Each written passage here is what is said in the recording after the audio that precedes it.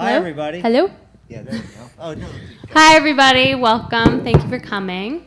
So I'm going to talk about organic certification today. I work for Vermont Organic Farmers, which is the organic certification program of NOFA Vermont, the Northeast Organic Farming Association. And basically, I'm just going to give a quick overview of what the status is of the standards for certifying organic hemp, or for certifying hemp as organic. And then if you guys have any questions, you can feel free to ask. So basically what the status is at this point is in the 2014 Farm Bill, there was an allowance to certify industrial hemp as organic for fiber and seed. So that's currently where we stand. We want to be able to certify CBD products, and we hope to be able to in 2019. But at this point, that's not allowed under the National Organic Program. It is a federally regulated program, so we have to uphold those standards, and we don't want to put our clients at risk by doing something prematurely. So that's kind of the status of it at this point. Do you have anything to add? Sounds good to me. Hi, everybody. Is it working? Hi, everybody. My name's Joe. I'm not even worried about it. Okay. I'm going to hurt this poor plant.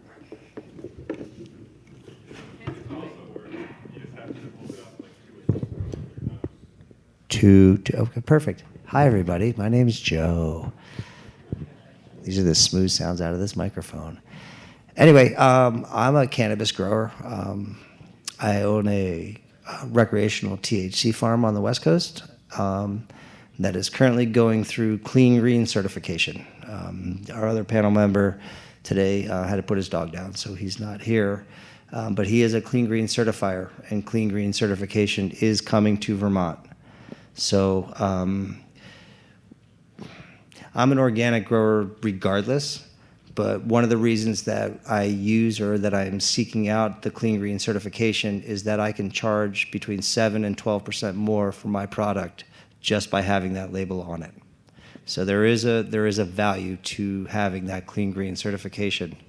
Getting that value, it's a difficult process. It's not they don't just come and be like, hey, here you go. Here's your certification. You're ready to go. We're in stage 2 of a 5-stage process. We have submitted all our records. They are accepted. What I would say, I would suggest everybody get clean green certified, but what you want to do is make sure you have some things prepared. What they want are a lot of records. They want to see that where you bought your seed from. They want to see what kind of soil you're putting it in. They want to know what kind of amendments you're using. All these things to make sure that they're organic. I liken it a lot to Oregon Tilth. I don't know if anybody's familiar with Oregon Tilth, but they're the super hippie certification, and that's what you want. I mean, we're creating a medicine here. So I'm an organic grower, and I seek that out. I seek it out because I can get more money for it, but it's a good thing all the same. So anyway, people with questions? All right, sweet. This is going to be a short panel. Anyway, so going for, go ahead. Well, if you already have organic certification, how much more of a process is it to get the weed certified? So it's a really complicated, federally you can't be certified organic. If you're, until our... Well, for marijuana, is that what you're talking about? Well, we're Or talking hemp? about for hemp and for CBD. Okay. Right, so you can be certified organic if you're growing for grain and for oils, not CBD oils, but for hemp seed oil, omega-3s and that sort of thing. But for CBDs and for just flour and what have you, and for THC, you cannot have an organic certification. No. That's correct. It's still illegal federally. And actually, we were just talking about this. If the new Farm Bill passes, what that'll do is that'll legalize hemp throughout all 50 states. And at that point, they'll be able to start putting more organic certifications onto CBD as well as grain and hemp seed oil, if you will. Does that answer your question? Okay, great. Ma'am?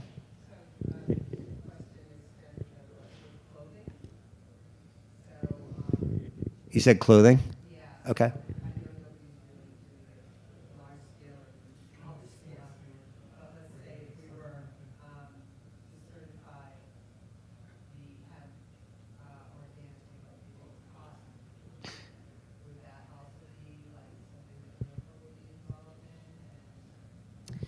Yeah, that's an interesting question. We don't actually certify anybody for clothing, but we would be very willing to talk to you about it.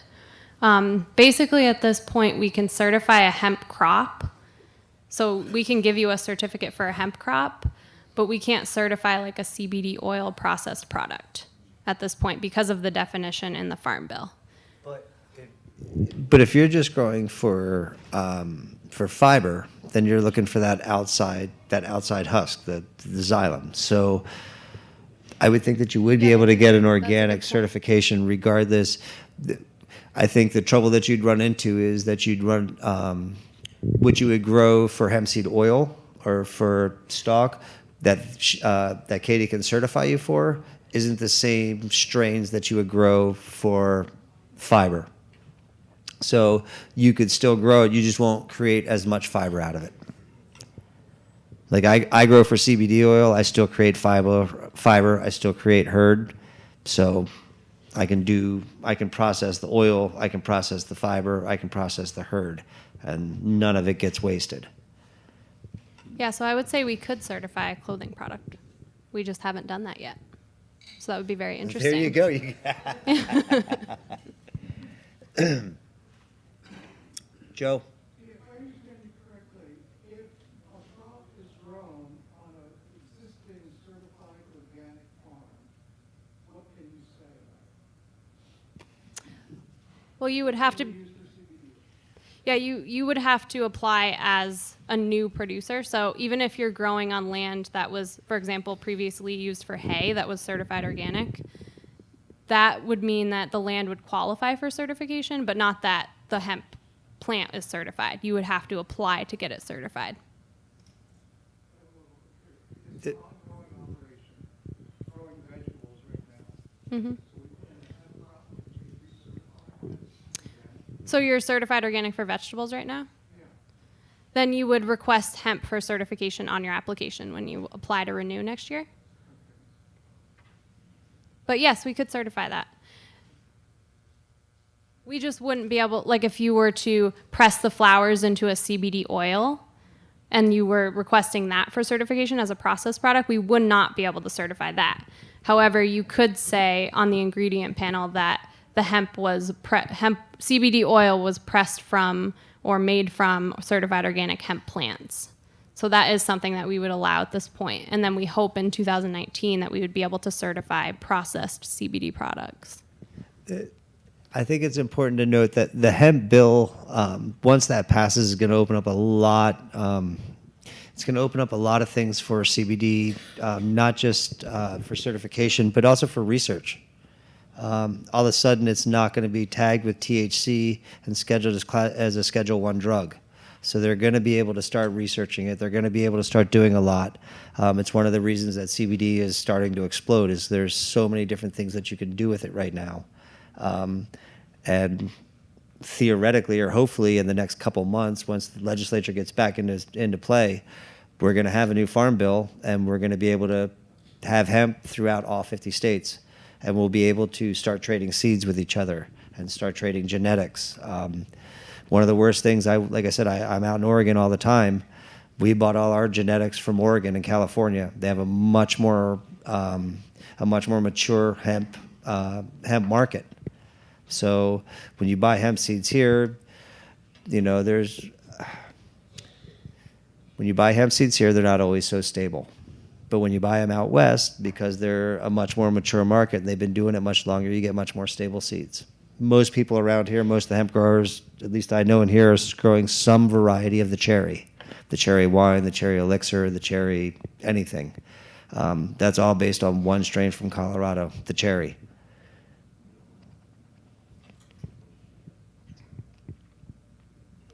Ma'am? Certification, yep. Say you were working with clones that you made from previous year's outstanding question. They have to go back as far as last year. I mean, they go back as far as you could possibly give them. The more you can give them, like the more records you can give them, the better.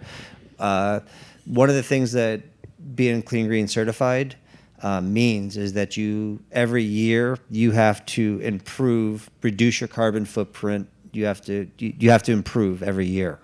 So there's all these different criteria that you have to meet. Once you meet them, every year they expect you to get better. And if you're not getting better, they're not going to recertify you. So electrical consumption's one of them, recycling, just processing, using the entire plant, all those things. So I don't remember exactly what your initial question. Oh, records. I would say.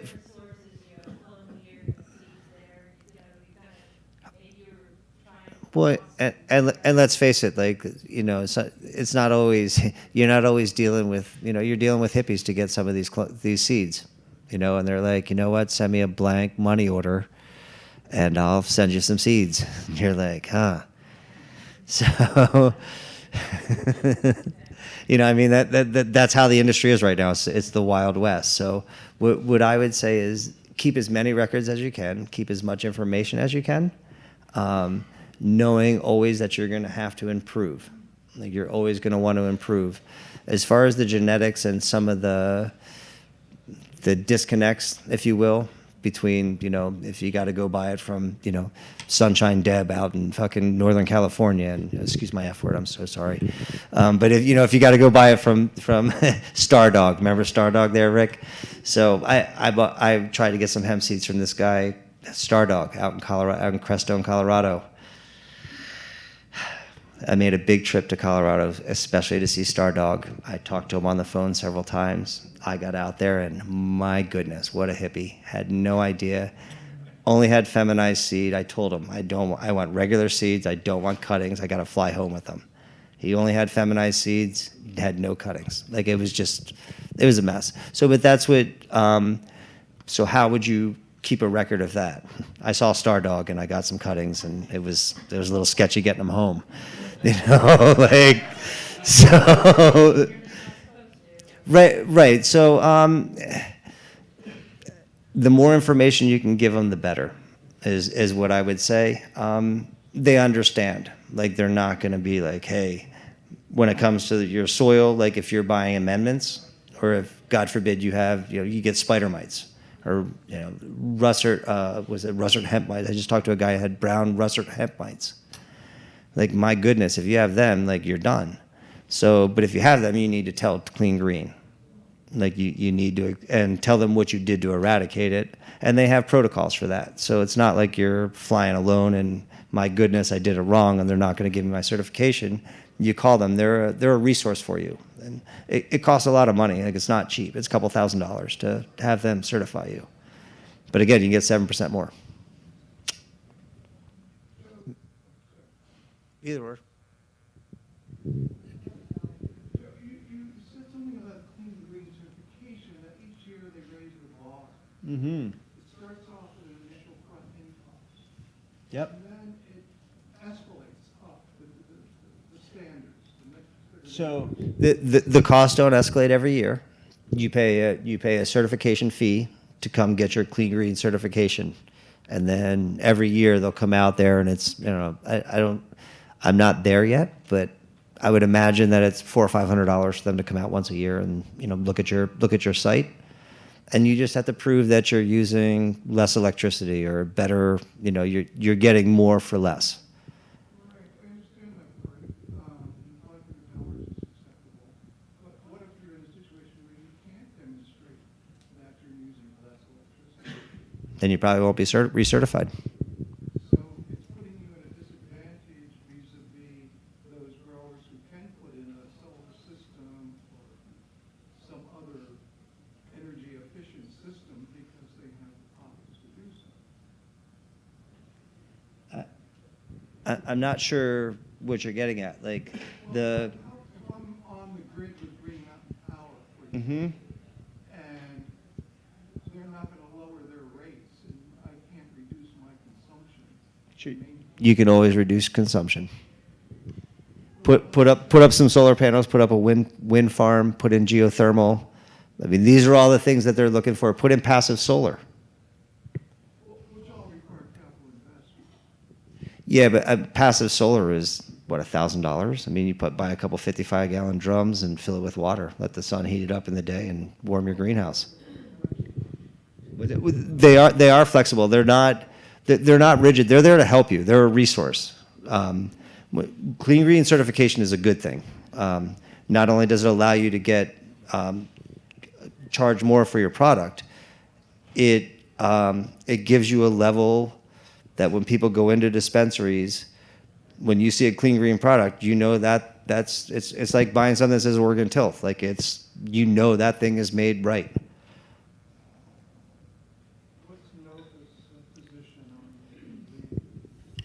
on On Clean Green? I mean, we don't really have a position on it. We operate on the organic certification regulations. So, I mean, we have thought about possibly coming up with our own green certification because MOFGA in Maine has also done that recently. So that's something we've been considering if there's a market for it. But I actually hadn't heard about Clean Green until I was asked to be on this panel. Oh, and yeah. I was like, started looking into it. Yeah, Clean Green's great. Go ahead, ma'am.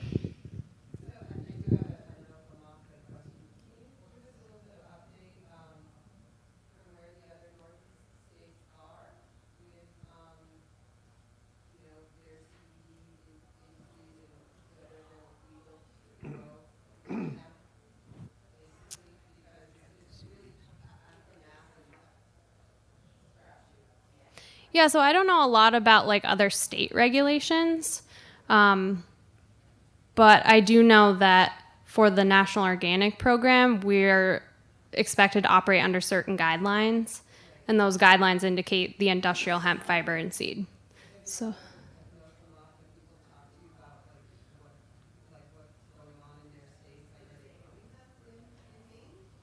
Oh yeah. Yeah, they're definitely growing hemp in other states. Yeah.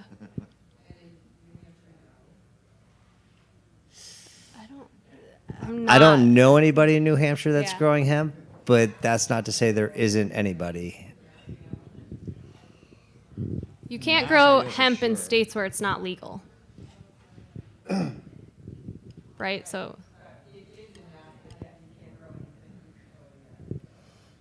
Yeah, but you have a hostile legislature in Massachusetts, and they're doing everything they can to make it difficult for you. And I apologize, and I'm sure Katie does too, but because it sucks.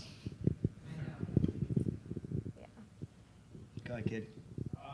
So in terms of like getting the organic label on our cannabis products, do I have to go through NOFA or do I have to go through like Clean Green certification program, or like could I go through like Dragonfly or Medicine or some people like this? Basically have, I mean, I know I can't put that organic label, but like maybe grown primarily using organic methods or something like that. You can't. Go ahead. I mean, you can put a statement on there that says something like, I mean, we don't usually encourage it necessarily, but you can there's truth in labeling, right? So if they were grown with certain practices, then you can tell people that. But as far as getting the logo, that would require going through the whole application process to become certified. And you'd be able to do that through NOFA or through Clean Green, and my suggestion would be get both. Well, and Clean Green and the organic logo are two separate things as well. Absolutely. So there's the USDA organic logo, and Clean Green certification is their own certification program that they came up with, which sounds like it's maybe based a little bit on the organic standards. It's absolutely based on the organic standards, and then they just added a few things to it. Right. But anything you can do, I mean, essentially CBDs are therapeutic, so we're selling a medicine. So anything you can do to tell your customer that your product is organic, it is made naturally, the better you are, in my opinion. I'm like growing completely organic, but I just don't really want to go through some of these like, I mean, Why not? Because of the 5-year plan, where essentially you have to prove in specific areas that your land has been farmed organically for 5 years. So go to cleangreen.com and just look up what they do. There's no 5-year thing like that. I grow in the city of Portland. Like I grow like next to the hospital. Like we can be Clean Green certified. So you can definitely do it. I'm just basically looking for something that says like grown organic cannabis, like without any kind of like sign or anything like that, like any label, any kind of like sticker on it, just be able to put on my label grown organic. I have to go through. Talk to your counsel.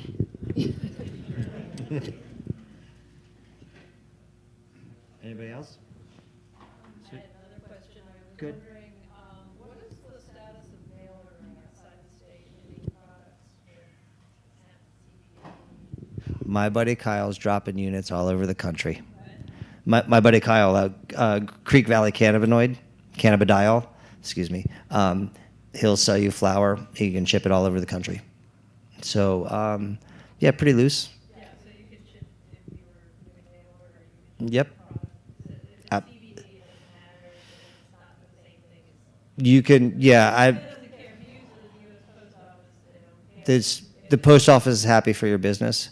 I buy my cannabinoid oils from Bluebird Botanicals, which is out in Colorado. I buy a lot of my flour from a company in Pennsylvania. So you can definitely get it shipped. And you can get seed too. Yes. Yes, you can. Use the post office for that one.